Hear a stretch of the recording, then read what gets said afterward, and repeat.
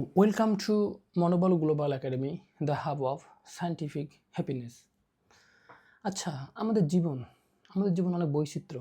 আমাদের অনেক চাওয়া পাওয়া, প্রত্যাশা, ভালোবাসা, স্নেহ, মমতা, আকাঙ্ক্ষা, চাহিদা নিয়ে আমরা বেড়ে উঠি। কত আকাঙ্ক্ষা নিয়ে আমাদের জীবন। তো আচ্ছা, আমাদের এই জীবন নিয়ে আমাদের ভাবনা কি? আমরা কি কখনো ভাবি যে আমরা একদিন চলে যাব? তো এর মধ্যে থেকেই আমাদের জীবনে অনেক কষ্ট, না পাওয়ার বেদনা, হারানোর ভয়, কাঙ্ক্ষিত জিনিসকে পেতে হবে, না পেলে অনেক কষ্ট। এই যে তো এইজন্য আমরা না পেলে আবার কষ্ট পাই। কিন্তু কখনো কি এগুলো ভাবি আমরা?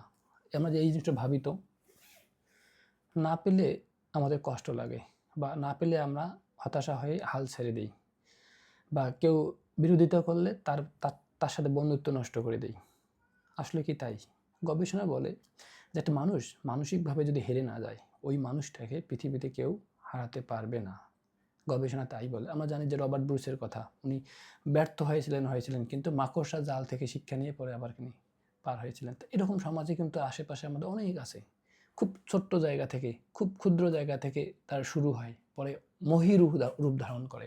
তো ওইজন্য বলা হয় যে প্রত্যেকটা বটগাছের বীজের মধ্যে বটগাছের রূপ আছে।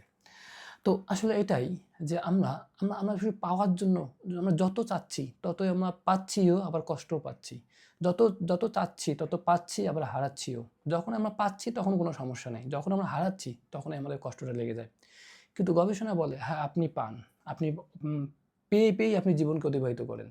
কিন্তু আপনি বাধাপ্রাপ্ত যেন না হন। কারণ আমাদের হচ্ছে মৃত্যুই একমাত্র বাধা।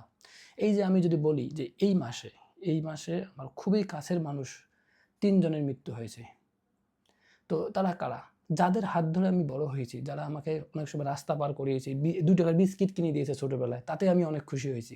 এই মানুষগুলো, যেমন গতকাল মারা গেছে তরুণী কাকা, আজকে তারপর সুবল জ্যাঠা, এরকম আমার এক বন্ধু, তার আসাদুলের মা। এই যে মানুষগুলো মানুষগুলো মারা যাচ্ছে, নোমান ভাইয়ের বাবা। এই যে কত কাছের মানুষগুলো মারা যাচ্ছে এবং বাংলাদেশের গবেষণায় বলে যে প্রতিদিন ২.৫ থেকে ৩,০০০ মানুষ মারা যায়। আসলে আমরা যখনই চাচ্ছি, যখনই আমার প্রত্যাশা অনেক বে বেড়ে যাচ্ছে বা আমরা কাঙ্ক্ষিত জিনিসটা পাচ্ছি না, তখন আমরা বাধাপ্রাপ্ত হই। কিন্তু না, মৃত্যু হবে একমাত্র বাধা। আমি যতই বাধাপ্রাপ্ত হই না কেন, অন্য অনেকভাবে আমি ওই রাস্তাটা পার হতে পারবো।